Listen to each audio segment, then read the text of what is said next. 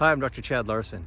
We should all know our risk factors for disease, especially the common diseases that really kind of plague our culture today, which is heart disease, diabetes, obesity. I'd say Alzheimer's is definitely climbing on that list.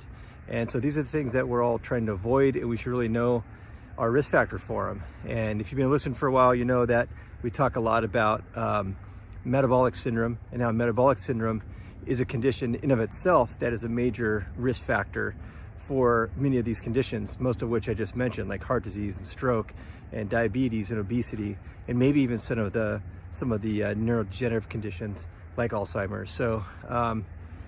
So that's metabolic syndrome, but what is your risk factor for developing metabolic syndrome? If metabolic syndrome is a significant risk factor for these other common diseases, what's your risk factor for metabolic syndrome?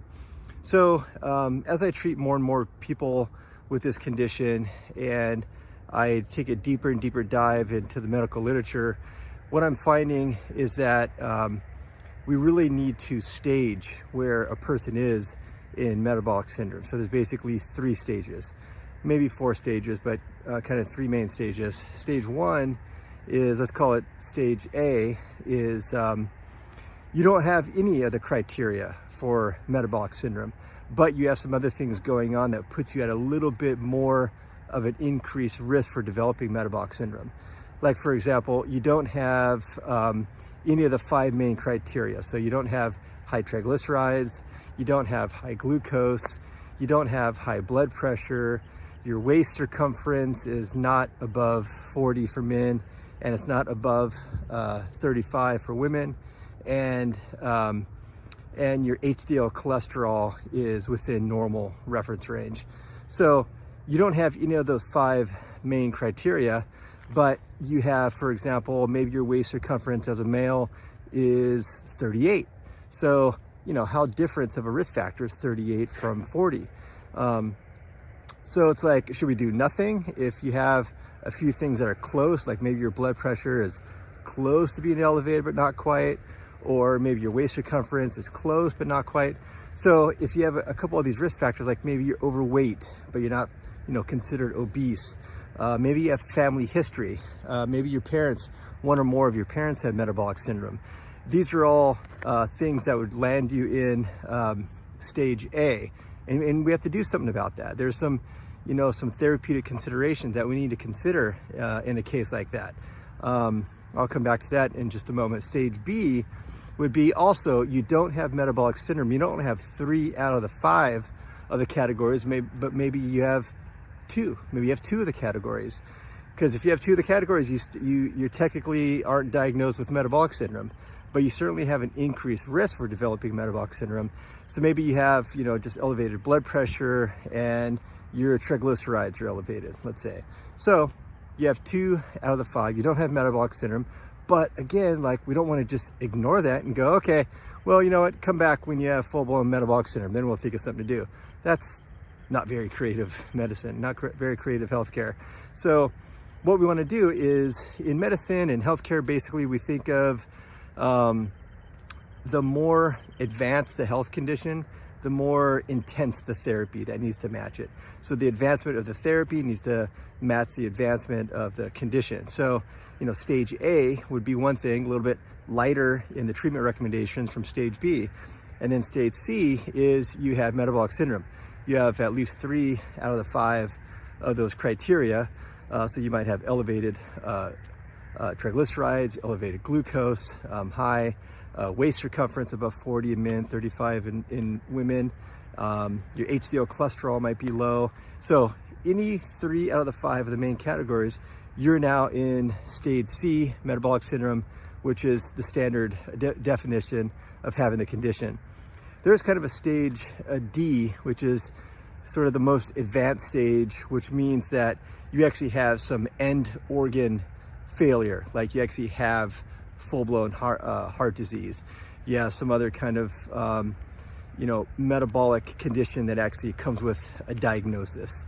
And so that's when that's a more advanced kind of, there's actually tissue destruction happening in an organ system. Like you have you have fatty liver disease that can be evaluated on MRI or ultrasound or blood work. So that's a more advanced situation. Hopefully most people fall into, not hopefully, but it's a little easier to treat when somebody falls in stages A, B, or C. So that's what we're gonna focus a little bit more on. And so, like, for example, from treatment suggestions, I don't want to be too prescriptive because this could vary a bit from person to person. But, you know, like, so if you're in stage A where you don't have metabolic syndrome, but you have some family history, or you have some numbers that are close to being out of range, but not quite, then we might just have to do some things like we want to tighten up your diet. We want to make sure you're not having sugars and sweets and refined processed grain products. We want to get those out of your diet. And we want to make sure that you have at least a 12 to 12 ratio of fasting and feeding. In other words, you're fasting at least 12 hours overnight, and then you have an eating window of about 12 hours. And for a lot of people, that can be all that they need. It may be working some exercise 3 days a week or so. This could be enough to completely prevent any future progression of metabolic syndrome, and you're kind of good to go. If somebody is in stage B, again, it's a little bit more intense. It's a little bit more involved.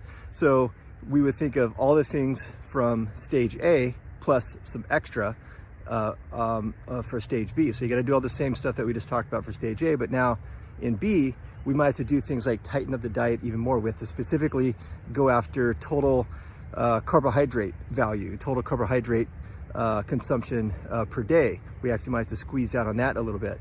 We might have to squeeze down a little bit more on your eating window. So instead of a 12-12 like in stage A, you have to maybe have an increase the overnight fast to maybe 13 or 14 hours. So you have an eating window of like of 10 or 11 hours. And then stage C, it has to be a little bit more intense than stage B. So we might push down the carbohydrates even more. We have to maybe decrease the eating window a little bit more, because as we decrease that eating window, then that's going to have a significant effect on insulin. We get insulin down, we get a hormone sensitive lipase up, we start burning fat for fuel, and then we could really work on those 3 out of the 5 categories in that stage C. And then we might have to actually do some extra things, certain other more specific dietary changes to each individual. But you can see each stage is more involved. It's a greater risk factor for really what we're all trying to avoid, which is stage D, where you have a full-blown onset of some type of pathology. And so just want to add a little more current information into metabolic syndrome, this very, very important health condition that not enough people know about. They have no idea what the risk factor is, first of all, for these big diseases like heart disease and diabetes, but even what their risk factor is for developing metabolic syndrome. And so these are some stages to think about, see where you fall into that stage, and then just a couple kind of therapeutic concepts without being too prescriptive about what you may want to start incorporating into your life as you kind of figure out what stage you're in. So keep paying attention to, be very conscious of the food choices you're making and the lifestyle choices that you're making, because your health in the future is dependent upon the decisions that you're making now, in the current moment. Right now, every minute of the day is going to dictate what your health is like in the future. So the more good decisions, healthy decisions that you string together, the more that your health is going to be improved in the future. So hopefully that helps. I will keep reading the studies and bringing you the information. Until next time, keep it real.